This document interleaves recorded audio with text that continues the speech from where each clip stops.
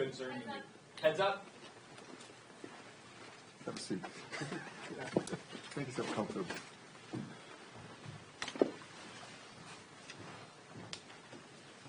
Happy New Year.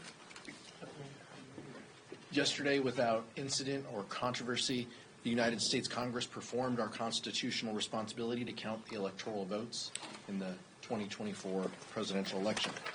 Members of Congress gathered in the House chamber 4 years ago after a violent mob carrying weapons and ammunition sought to overturn the results of the election while injuring 140 law enforcement officers at the same time.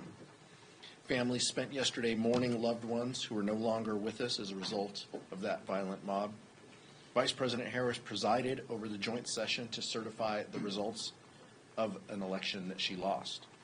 She was never pressured to act out of step with her values, and there was never any doubt of what action she might take. What is meant to be a routine procedural step in the electoral process has now been a day that will live in infamy because one man thought he was above the law, and one party enabled him. But there are no election deniers in the House Democratic Caucus. We love our country, whether we win or whether we lose. We believe that democracy, we believe in our democracy, even though we know it is imperfect. We want to strengthen our institutions so they can be used to compound, so they can't be used to compound inequality or rip people off. We will never give up on building a more perfect union because that's why we ran for Congress in the first place. After yesterday's commemoration, we're ready to turn the page and to get to work on behalf of the American people. Now I'll turn it over to House Democratic Caucus Chair, Vice Chair Ted Lieu. Thank you, Chairman Aguilar, and let me follow on what the chairman said. Yesterday, Congress certified the Electoral College results, and you know what we didn't see? We didn't see anyone storm the Capitol. We didn't see a mob attack 140 law enforcement officers. We didn't see anyone incite an insurrection. President Biden and Vice President Kamala Harris and Democrats understand that what makes America great is our peaceful transfer of power. Hopefully the incoming president will understand that. Someone I know that understands that is President Jimmy Carter, who will lay in state at the Capitol this week.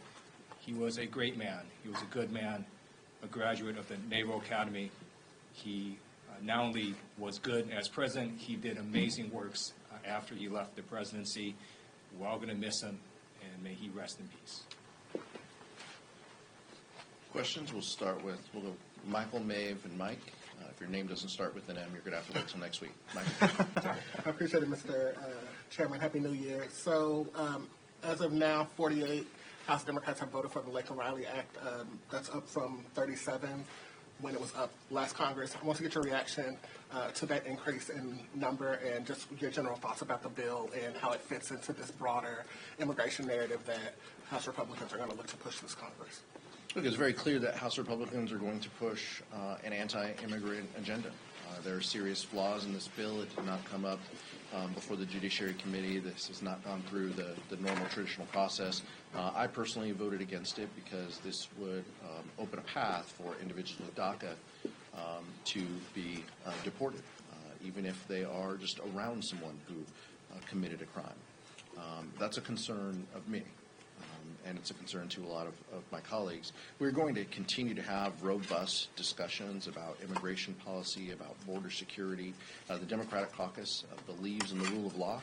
We also believe in a process, and we believe in the fundamental principle that people accused of crimes have the ability to respond. And that doesn't mean that if you're accused of a crime, you should be deported. That is a concern. And so we believe in the rule of law, but we believe in the process and the fundamental principle of our justice system. And so, but we're going to continue to have these discussions. When I left, people were still voting, so I haven't seen the final vote count, but that's where we are. Appreciate it. Thank you. May? Thank you, Chair. I wanted to get your reaction to President-elect Donald Trump hosting multiple groups of House Republicans, including Freedom Caucus members at Mar-a-Lago this weekend, to kind of begin negotiations on either one or two major reconciliation packages. Yeah, look, I mean, Donald Trump is going to have a lot of press conferences. He's going to say a lot of things, and some of them are just going to continue to be crazy. We're not falling for this trap, and the one bill, two bill, like, it doesn't matter. What the American public need to know is that Donald Trump is working with House Republicans on efforts that will hurt them, on efforts that will have the potential to reduce Social Security and Medicare and Medicaid, that will harm their ability to qualify for supplemental nutrition. They've talked about eliminating Head Start, the Department of Education. I mean, the list goes on and on and on. And what they are talking about is they are huddling behind closed doors. They do not believe in transparency. They are trying to cut a deal, just like Speaker Johnson cut a deal to have his gavel. They're trying to cut a deal to hurt the American public. That's what this is about. And so they're going to have a lot of closed-door meetings. They're going to say a lot of things. But at the end of the day, that is their fundamental focus, is how they provide tax cuts to millionaires and billionaires, and how they cut programs that hurt people. That's all they're trying to do.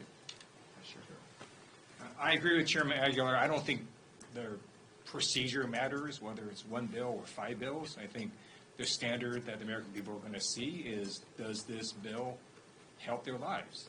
Does it make the economy better? Does it lower prices? And that's what we're all going to be looking at. And if it doesn't do those things, then I'm not going to support it. And it doesn't really matter the number of bills that they put out. It's going to be what's in those bills. Mike, did you have one? I didn't have my hand up, but I'll take one. Sure. Meta this morning announced that it would do away with its independent fact-checking, policing of its platforms, and that duty would now shift to the community of users.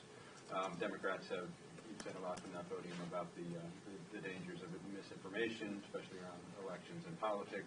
Just get your reaction to Meta's shift in policy. Well, taking the meta piece, out of it, and just saying broadly, misinformation, disinformation continues to be a concern of the Democratic Caucus. It continues to be a concern of members on the Energy and Commerce Committee. We're going to have some robust debates, but what the American public need to have certainty behind the information that they see, or it needs to have a disclaimer that this is some news outlet that is making things up. I mean, that is the concern that we have. But it's clear that in this Donald Trump era, companies are paying attention, and they're paying particular attention that the incoming administration does not care if what you spread is truthful or not.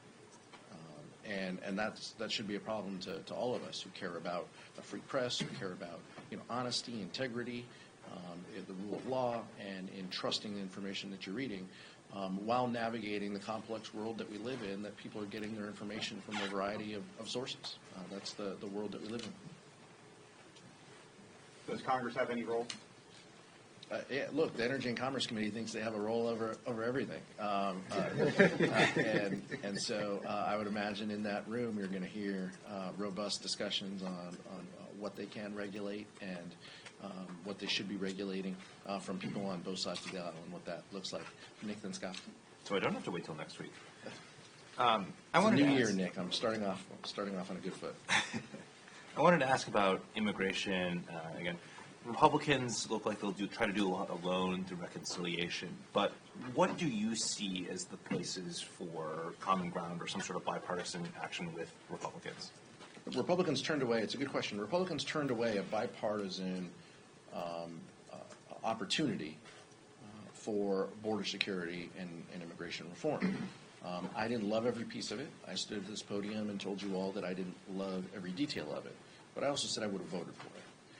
So they do not have a rich track record in working to solve these issues. You heard Leader Jeffries in his speech the other day, and I have said multiple times, the Vice Chair has said, we will work to make lives better for our constituents and everyday Americans. That's our responsibility and our mandate. If they present us with an opportunity to do that, we will consider it. If it is genuine bipartisanship, we will consider it.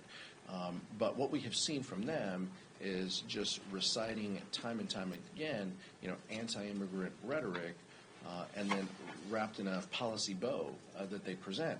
That's not going to do it. But if they genuinely want to do this, I've got a track record in working with Republicans, many who have since come and gone from the chamber, on real reform. In that case, that was DACA and border security reform. There are serious members on the other side of the aisle who may want to have discussions about that. There are also very unserious members on the other side of the aisle who have no interest in working in a bipartisan way. They just want to be on Fox News and they just want to be loved by Donald Trump. We will see which House Republicans emerge when it comes to immigration as a policy topic. Scott? One question for each of you, if you don't mind. Mr. Lieu first. Is part of the announcement Mark Zuckerberg made today, he said Meta is going to shift their content moderation teams from California to Texas to be more fair, to eliminate the perception of political bias.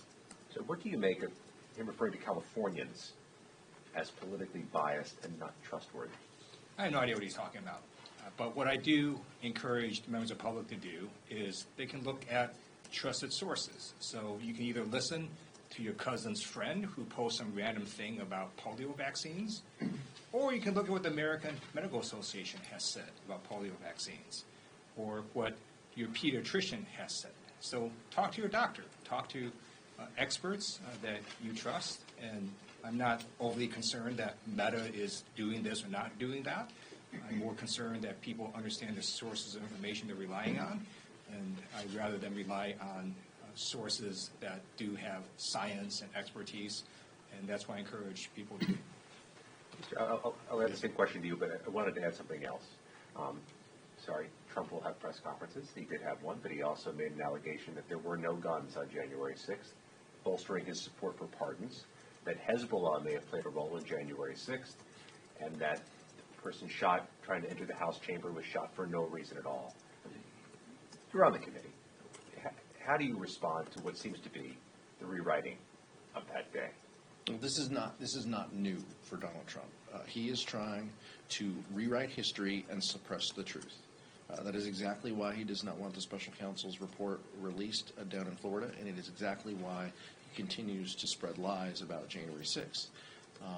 But let's talk about the weapons that were on campus on January 6th. People were arrested with bear spray, and people were arrested with tasers and brass knuckles. People used flagpoles and fire extinguishers to beat police officers. There were documented cases where AR-15s were brandished downtown. There were collections, as we heard testimony in the January 6th committee, collections, mounds of things that the Secret Service would not allow into the area around the former president's speech when he was near the ellipse. That's what was happening here 4 years ago. People were bringing weapons. There was also a cache of weapons found in a car earlier in the day, as we know, and was publicly reported. Our report, as well as the Department of Justice reports, continue to show the amount of guns and weapons that were in the D.C. area and on campus and in the building by these violent intruders. Now, the president can say anything he wants. He's entitled to do that. He's not entitled to his own set of facts. And so that's on us. That's our responsibility to continue to provide that information to the public. And whether it's Donald Trump or Barry Loudermilk or Mike Johnson, we're not going to allow anyone to rewrite history or have their own set of facts. Donald Trump does this all the time. He tries to convince you, what you were seeing did not happen. And he's doing this time and time again.